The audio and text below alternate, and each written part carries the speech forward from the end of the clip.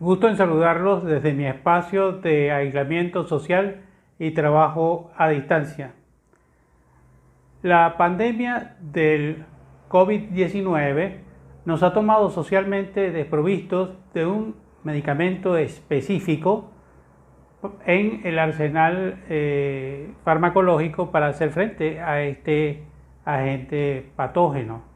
Y en lo individual, sin memoria inmunológica que permita un procesamiento defensivo rápido y eficiente, ya que se trata de un virus absolutamente nuevo con el que no hemos tenido contacto previo.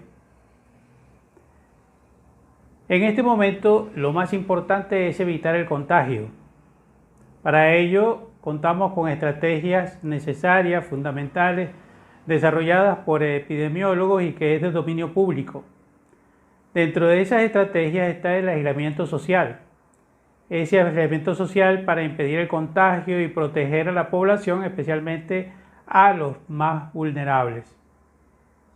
Sin embargo, el miedo natural al contagio y el aislamiento social son dos fuentes de estrés crónico que generan una activación fisiológica, secreción de sustancias como el cortisol, por ejemplo, que comprometen la respuesta inmunológica tal como lo ha reportado la psiconeuroinmunología.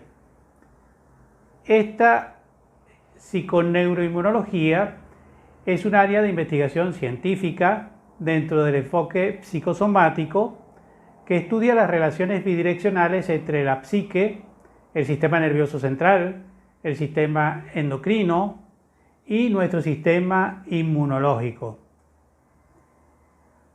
Hoy me gustaría darles algunas sugerencias de comportamientos reportadas por investigaciones científicas relacionadas con la disminución de la activación fisiológica del estrés y, en consecuencia, la disminución del compromiso negativo sobre el sistema inmunológico.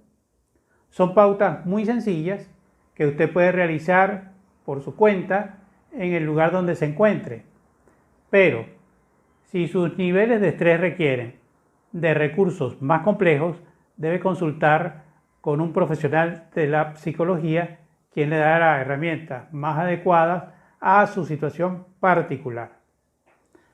Las recomendaciones para no entorpecer nuestro sistema de defensa las voy a dividir en tres categorías, que son los hábitos psicobiológicos, por otra parte las técnicas de reducción del estrés y algunas sobre aspectos afectivos y cognitivos.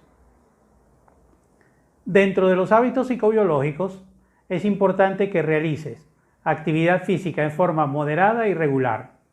Las investigaciones han reportado que cuando se realizan este tipo de actividades, aunque sea en confinamiento en la casa, son particularmente importantes para disminuir la activación fisiológica del estrés, pero que sea moderada.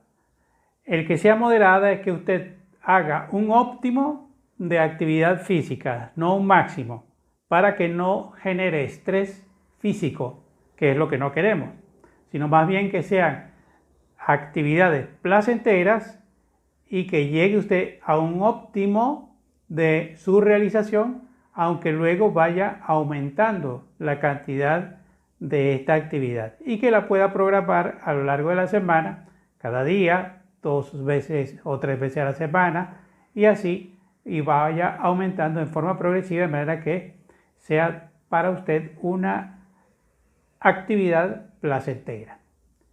Es igualmente importante que mantenga la rutina de sueño, tanto la hora de dormirse y despertar como la cantidad de sueño, que debe estar entre 6 a 8 horas dependiendo de las diferencias individuales de cada quien, pero entre ese lapso es importante que usted lo pueda mantener, porque el sueño es muy importante para reducir la activación del estrés y también para no entorpecer la respuesta inmunológica.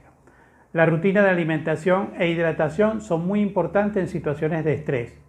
Nuestro sistema de defensa requiere mucha energía para su funcionamiento óptimo. Igualmente, tomar el sol y ver la luz natural son muy importantes para la regulación neuroendocrina. Es decir, que aunque estemos nosotros dentro de la casa, tenemos la posibilidad de tener una ventana, un balcón, cualquier lugar en donde podamos tener contacto. No tiene que ser una luz intensa necesariamente. Hay sitios en donde hay inviernos todavía. Simplemente que podamos ver la claridad del día. Eso es importante porque hay una regulación que se da interna de los relojes internos o de los ciclos circadianos. Dentro de las técnicas de reducción del estrés es importante que realices durante el día, dentro de la rutina que debes conservar durante el día, que hagas recesos para hacer respiraciones diafragmáticas lentas y profundas. La lentificación de la respiración se ha reportado como beneficiosa para disminuir la activación fisiológica del estrés, puesto que hay mayor posibilidad de oxigenación. En situaciones de estrés, respiramos en forma más superficial porque necesitamos estar muy activados para dar una respuesta ante una situación de alarma. Sin embargo, cuando queremos estar en una situación más de reposo, debemos hacer respiraciones lentas y profundas. Igualmente, es recomendable que realices cualquier actividad de relajación con la que estés familiarizado. Desde escuchar música, tu música favorita, la que te agrade y que te hace sentir una sensación de distensión muscular y de pensamientos y de emociones, así como bailar también, que puedes realizarlo solo o acompañado, visualizar, etcétera. Cualquier actividad que traiga esa sensación agradable de relajación y que lo hayas experimentado previamente. Si requieres de una técnica de relajación más sofisticada, puedes pedir asesoramiento profesional a un profesional de la psicología, quien te orientará sobre cuál técnica sería más adecuada para ti y para la condición particular en la que te encuentras. Dentro de las técnicas, dentro de los aspectos, digamos, cognitivos y afectivos, debemos mencionar el evitar los pensamientos de anticipaciones catastrofistas y los mensajes que alimentan este tipo de pensamiento. Durante las situaciones de crisis aumenta exageradamente la cantidad de información que se intercambia y muchas de ellas son intercambios de anticipaciones catastrofistas. Una persona que anticipa cosas la comunica a los otros, y como hay tanta facilidad para hoy con las redes sociales poder compartirlo, pues llega y puede alimentar en cualquiera de nosotros situaciones de anticipaciones de este tipo. Debemos procurar no anticipar, y si lo hacemos, debemos canalizar esas anticipaciones catastrofistas, de manera de poder tener un plan en el peor de los escenarios que se pudiera presentar. Y si los pensamientos son de tipo automáticos, que te invaden y no te dejan pensar en otra cosa, es importante que voluntariamente lo sustituyas y hagas algún tipo de pensamiento que te distraiga. Por ejemplo, contar en forma regresiva o buscar palabras que empiecen y terminen por una letra en particular, etcétera, que eso te puede desviar el foco de atención hacia otra cosa. Hay muchas otras técnicas que son más sofisticadas para hacer el abordaje de este tipo de situaciones que te puede dar un consejo profesional. También es importante que podamos hacer expresión de las emociones positivas y negativas. Los reportes de investigaciones hablan que no es que no podamos sentir algunas emociones y sentir otras, es decir, que podamos sentir emociones agradables y no sentirlas desagradables o negativas, y que de eso se trata. No. Podemos sentir cualquier tipo de emociones porque son cualidades personales, son cualidades humanas y son nuestras. Lo que es recomendable es expresarla, es decir, poder nosotros identificarla, poder expresarla en su justa medida y poder modificarla o sustituirlas, de manera que podamos nosotros liberarnos de esa emoción. La no expresión emocional está reportado como un elemento estresante de tipo crónico. También es importante que disfrutes de dar y recibir apoyo social. Ese intercambio solidario, afectivo, cercano, de vínculo, de reforzamiento del vínculo afectivo es fundamental en los momentos críticos y sobre todo en situaciones de estrés, disminuye la activación y nos facilita pues nuestro proceso defensivo. Vale la pena que lo podamos realizar aun cuando estemos en aislamiento. Vale la pena que lo hagamos en forma simbólica, podamos llamar a las personas, podamos comunicarnos por las redes sociales, podamos profundizar en ese vínculo que tengamos con las personas más significativas nuestras.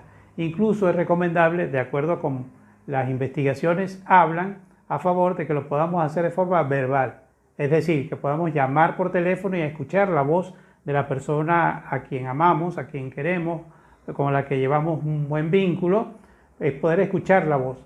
Hay investigaciones que dicen que la voz es equivalente a un abrazo, de tal manera que hoy en día, con la dificultad que hay para poder encontrarnos y además la restricción que hay del contacto físico, es importante que podamos nosotros mantener este tipo de actividad cercana con nuestros familiares más cercanos.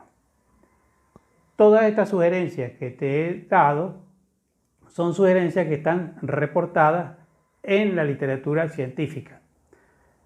Son efectivas para disminuir la influencia negativa en la inmunidad y en consecuencia dejar el terreno para que sea más viable el proceso defensivo nuestro. Pero hasta este momento no hay ningún estudio científico publicado que identifique alguna técnica psicológica en particular con el aumento significativo de la respuesta inmunológica, más allá del condicionamiento de la respuesta inmunológica, pero ya eso es en términos experimentales. Debemos recomendarles a todos el seguir lineamientos de los organismos internacionales, de los colegios profesionales, que basan sus lineamientos en evidencias y de profesionales que basan igualmente sus aportes en evidencias científicas demostradas, publicadas. No me queda más que sugerirles que se cuiden, que nos cuidemos todos, que se cuiden ustedes para que podamos cuidar también a los demás.